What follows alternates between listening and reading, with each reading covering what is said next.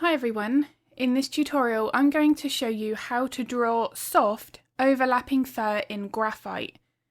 Now the first stage here is to get a good base foundation established, and to do this I'm using a small paper blending stump and graphite powder. Now this is always my preference. I do find that graphite powder increases that level of softness throughout the fur because we never want to truly cover up a base layer when drawing fur textures like this. Now my main priority with the graphite powder is just to map in my main lights and darks. I do want to get the placement of those accurate, as that is going to help determine the shape and form of the subject. Now as you can see here, as more of those darker areas are established, I'm already creating more of a three-dimensional shape around the mouth, and then where the fur starts to curve away, where the neck is going to be. So this is why I want to be paying very close attention to the lights and the darks at this stage. Now it is very tempting to just put in one solid value of grey, and we can start with something that's either too light or too dark. So working with more of an accurate layer like this, I do find it then is much easier to follow the correct proportions in the reference photo. I do truly feel that getting a base foundation like this in place makes it easier to then put the details on top. Now the next stage, once I'm happy with that base layer, is I'm going to start working with my graphite pencils and then reinforcing those correct lights and darks. Now my biggest tip at this stage is you don't want to get your darkest, softest pencil, such as a 9B, and just start working with those darker areas right away. I do find that building up the layers in stages, more of a gradual process, also helps with the depth, the realism, the softness, and it just makes that layering process a little bit easier. Now one of the reasons I find it makes it easier is because we're not then committed to a really dark layer too early on. So if we do make a mistake or we want to make an alteration, we're not committed with a very dark layer of graphite, which could be then much harder to remove.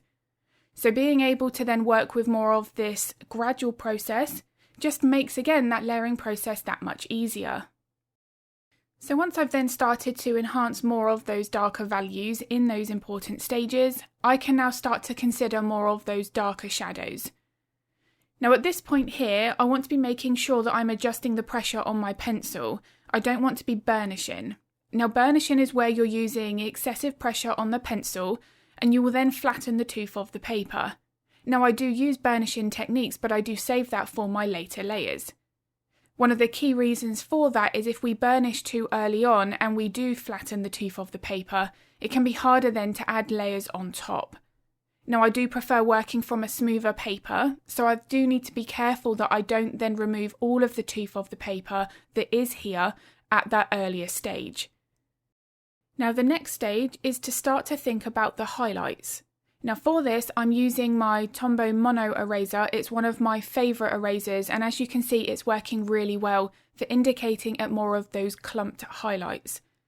Now this is what's really important with this specific fur texture. There's no one individual hair that we can see.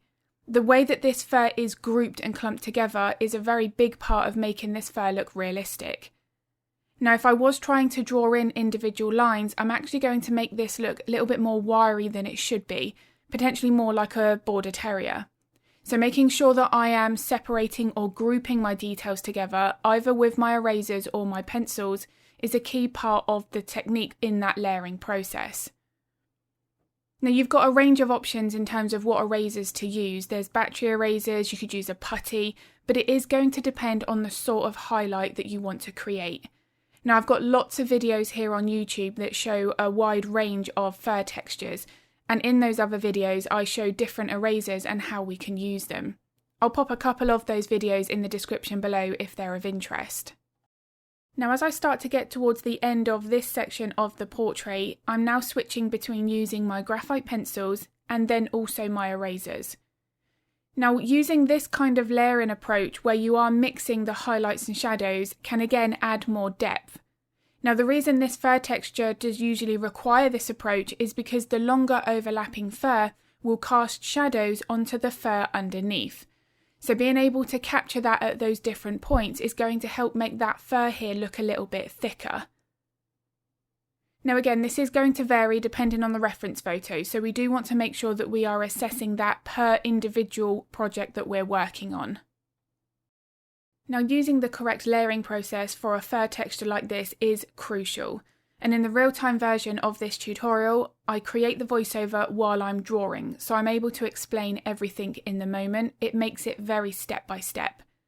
If that is of interest, I'll link that in the description below as well.